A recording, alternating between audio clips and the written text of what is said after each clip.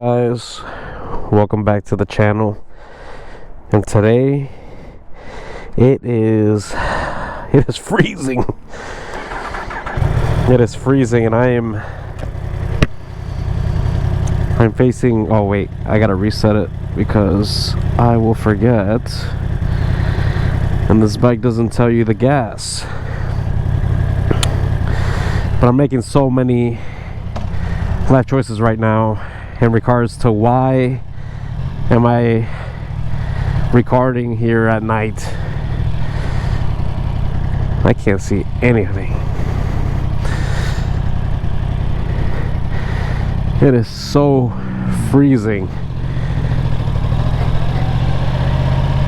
but it feels good. But today we're not going to talk about that. And I'm recording at nighttime because we're recording in a similar Batman environment. And by that cheesy note, I want to talk about last year's VR game of the year, and that was Batman Arkham Shadow. And let me tell you something, that game, what an experience. What an experience for VR, and how it literally shows the innovations that VR can bring us. There were, I want to say there was like 7 or 8 Arkham games. I didn't really play all of them. The only one I unfortunately was the most familiar with was Arkham Knight, which was the last one that was released. And through that game, I mean, it was great, but by now that game came out like 40 years ago, so of course it's time for something new. And a lot of people have been waiting for the next Arkham game because, and not to spoil it, because I mean, like I said, it came out like 60 years ago, but the ending, the secret ending to Batman Arkham Knight, Bruce ends up walking inside his mansion in front of paparazzi, and all of a sudden the mansion blows up, and that's the last time that you hear of him per se, because after that you don't really hear much of him until Justice League. But I'm pretty sure the ending to that game was because he found out that there was gonna be a Justice League game, so he was just like, let me just end it all now. But yeah, there hasn't been a new one in a while, so of course when we get an announcement and we finally get Batman Arkham Shadow, a lot of people wonder, like, how come it was released for VR? And it's not just VR, because it's for the Quest only, not for PSVR, not for Apple Vision, even though Apple Vision doesn't really support any games at all, and they should. And if I'm wrong, well, that's for another video. But it's something about how this game was officially licensed and only released for the Quest, and not just the Quest 2 and 3, but only on the 3 and the new 3S. So it's a little strange how they dropped the new game, and I can understand why they would have this game as a Quest 3 game, because of all the graphics, and let me tell you, this game is fully wire free, fully wire free. You're not playing PC VR like Half-Life Alyx. This is full off the Quest, and it looks amazing for it to be a Quest game. And I want to compare this to like the OG games, like Vader Immortal. Like Vader Immortal, The first time I played those episodes, I was flabbergasted. I mean, and mind you, that was when the Quest 1 had come out. So me putting it on and trying this new experience, it was magical to me. So I'm not used to it. And the last time I played something like that was like Virtual Boy, which wasn't really VR. It was just like red light, and you just played Wario and punched everything, and pretty much that's it. But for you to be able to look in a 360 degree immersive experience, and you know, you're wielding a lightsaber, you're climbing up ladders, and you're doing all these activities in which, yes, you're not actually doing them, but something about your mental state while doing these things, like, you feel like you are. So wielding that lightsaber, it felt so great for an experience that comes right off a VR headset. So that's something that you don't really get off any or every console. I mean, every console has its own magical experience with certain games and like features and things like that, but it doesn't compare to when you put a virtual reality helmet and all of a sudden you're in another world, and you just get lost. And the games, when they first came out, they were very short. Now, I mean, Batman Arkham Shadow, it was easily 8 to 10 hour game. I want to say it took me about 10 hours, and I feel like it's one of those games that it's an experience of its own. And I did have to look up like when it takes place in the timeline, and apparently it takes place between Batman Origins and Batman Arkham Asylum. So in order for me to kind of like put my mind around certain characters that I didn't really understand as to, like, you know, why they were there, I feel like you don't really need to play any of the Arkham games because it's been so long since the release of those. And this one, it's its own experience, but having just a little bit of knowledge in the Arkham universe, it kind of opens up the overall picture as to, like, you know, why certain characters are there and how come you don't see other characters and things like that. But playing the game, there's a lot of plot twists. So there are moments in which you're playing and all of a sudden you get, you know, slapped in the face by some news that you're like, I was not expecting that at all. So in this game, you're pretty much looking for the Rat King, and let me tell you, looking for the Rat King was a hell of an adventure. First of all, you're looking for the Rat King. You find out he's in Arkham Asylum, or Blackgate. It's controlled under Blackgate here. And as you look through for the Rat King, I mean, you come across certain characters. I want to say Yamashiro is the name of one of the characters that you first meet, which, it's funny because you impersonate a prisoner. The name of your character is Matches Malone. The way that you get caught, in order for you to go to prison, you literally set the bat signal on fire.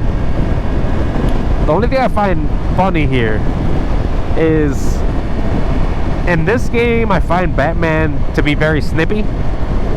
So there are moments where he has like a short fuse, and I find it a little funny that his name just happens to be Matches. You know, it's just a little note. But on a negative note, I didn't like how his last name was Malone, and one of the characters that you're looking for in that prison, his name is Falcone. So it's like too similar, and I know they're not related, but I just find it to be a little too similar in lettering. So that's the only thing I noticed that I was like, oh, I mean, that's cool, but I just noticed that's a little weird. But weird, we're not gonna talk weird yet. So as you traverse through the prison, I mean, you meet all these different characters. The head of the prison that's controlling it is Bolton. That dude is massive. He's like 10 feet tall, looks like a rhino, and Yeah, that guy is very hard-headed. His way of treatment is basically just, you know, regular punishment for everybody. That's what he believes in. Ooh, oh man, it's chilly.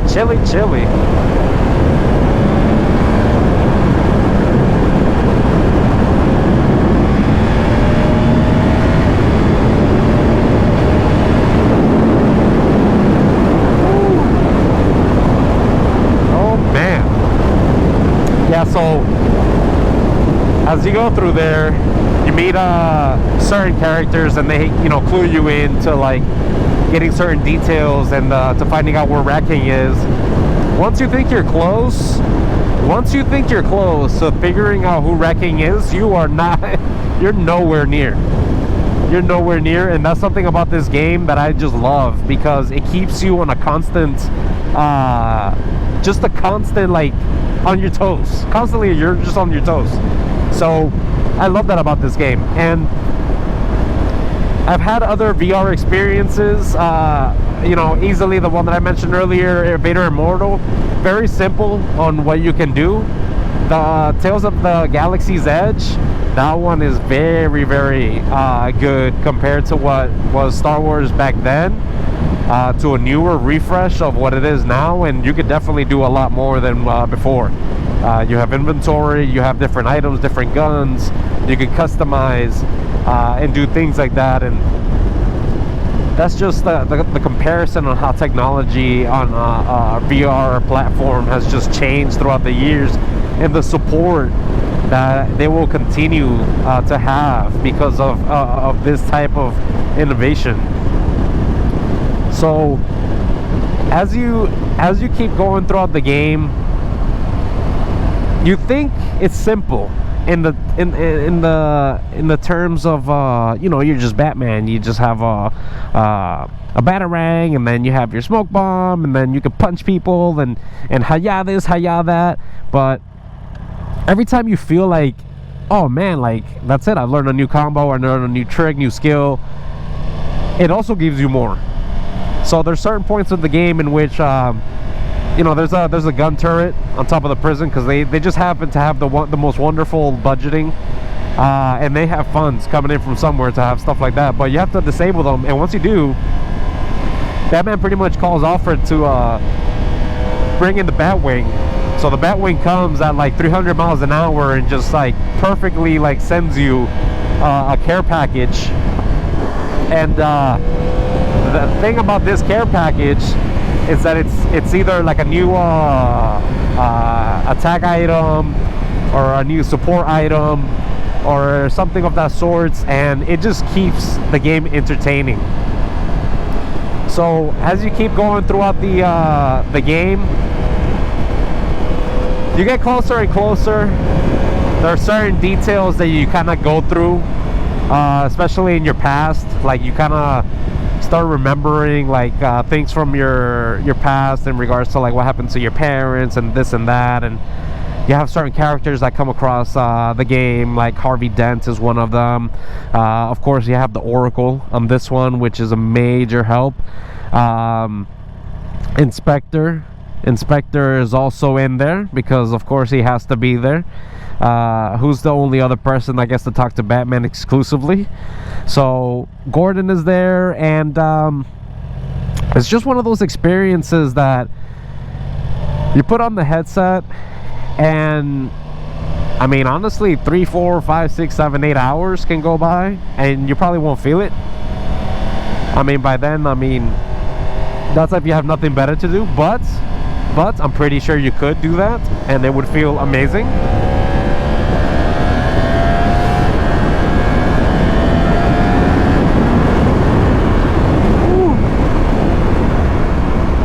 It's like I love it or something to like just feel that burn of just cold weather.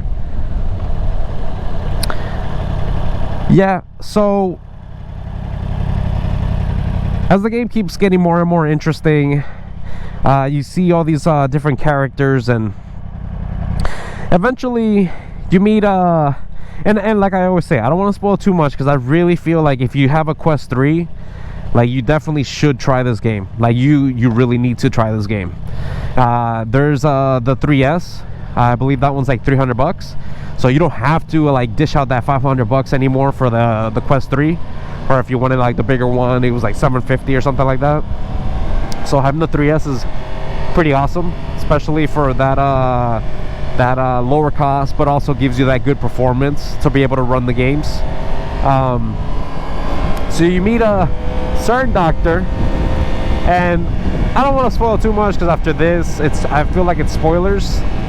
But let's just say that there's no scarecrow in this game. But there's a scene that kind of like, it's like as if you got, you know, you got a little swept up by something. And it's supposed to be all topsy-turvy and stuff. It's not scary or anything like that. It's all topsy-turvy, but I didn't like how it literally looked like Stranger Things VR. And that's another game that was visually like, visually amazing. But to be honest with you, like, it reminded me so much of Stranger Things VR that I found it a little cringe. And I do apologize for that. Like, yes, it was designed very well, but going through that experience right there for that brief moment, it was kind of weird. It was weird having to see things move and like the setting like evolve in a way that reminded me a lot like the Upside Down world, which is so weird. But after that, once that's done, back to normal. Game is amazing, plays great. Storyline was, oh my gosh, that storyline keeps you on your toes. And once you get to that point that you get very close to finding out who the Rat King is, it's gonna, things will turn in a way that and I feel like I want to say more, but like I really don't like spoiling like games. But if anybody, you know, watches this video and you'd like for somebody to you know, let's say I'm riding motorcycle and stuff like that, and I'm talking about the game and I can like literally talk about the whole entire story from start to finish, like, would you like that? Because I really wouldn't mind. I just feel like it's an experience that everybody should share, because the same experience I have, not everybody will have. But at least for me, I'm kind of covering like the things that popped for me. So at least for me, once you get to that point where you're closer to the Rat King, oh man, it picks up so good. The combat, you're Batman. Like, you're literally Batman for the combat. And the same way he plays in the movies and such, same exact way is the same exact way that you'll play. I mean, the way you'll punch, the way you do combos, you'll build up combos.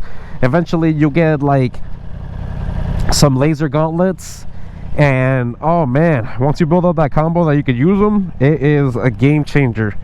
But if you guys played the game, let me know how was it for you. Was it enjoyable? Did you have a little rough time with it? Just let me know down in the comments. If you like the video, hit like, subscribe, and I'll catch you guys on the next one as I go ahead and suffer with this or not suffer, guys, I'm just kidding, but as I enjoy this beautiful weather. And I can't pop my helmet open, so I can't see anything, and this is horrible. But at least for you guys, it looks perfectly clear, I hope, and I hope there's no bugs on there. So I'll catch you guys in the next one. Later.